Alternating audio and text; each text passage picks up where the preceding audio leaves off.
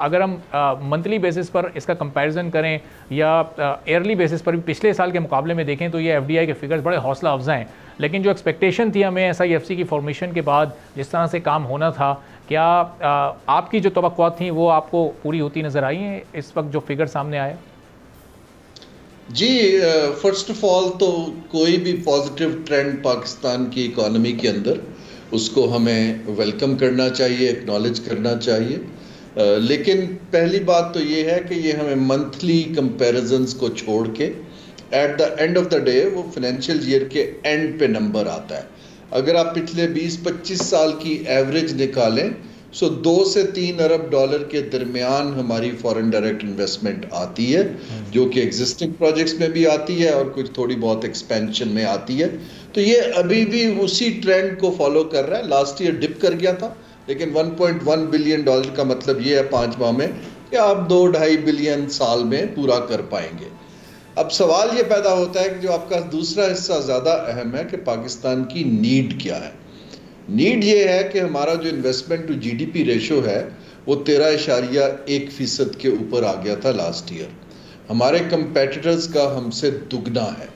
अगर तो हमने अपनी इंडस्ट्रियल इकोनॉमिक कैपेबिलिटी कैपेसिटी बढ़ानी है तो उसके अंदर इन्वेस्टमेंट आएगी तो वो बढ़ पाएगी।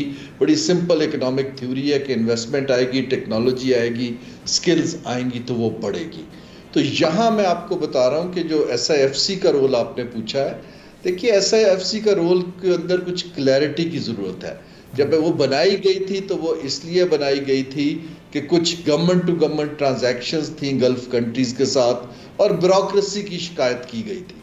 लेकिन मेरे जैसे लोग डे 1 से कह रहे थे कि आपको मार्केट बेस्ड इन्वेस्टमेंट को प्रमोट करना है, ना कि G2G को। G2G की जो होती है वो इकोनॉमिक फंडामेंटल्स पर नहीं आती है, डिप्लोमेसी पे आती है, जियोपॉलिटिक्स पे आती है, आपके कुछ और सिक्योरिटी के रिलेशनशिप्स होते हैं। इसलिए उसको एसआईएफसी के साथ डायरेक्टली लिंक करना मेरे हिसाब से मुनासिब नहीं था। अब हमें ज़रूरत इस अमर की है कि ये जो आपने सबसे अहम बात की है कि व्हाट काइंड ऑफ इन्वेस्टमेंट।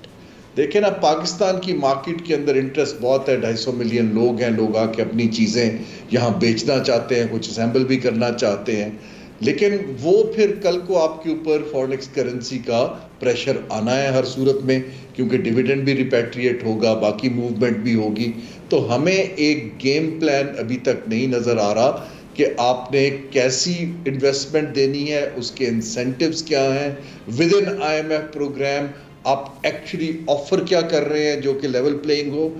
वो चीज़ जब तक नहीं आती तब तक इन्वेस्टर्स को आगे आपको अट्रैक्ट करना, लोकल को भी बाहर वाले को भी, मुश्किल दिखाई देता है। सब्सक्राइब करें और बेल दबाएं ताकि कोई खबर रह न जाए।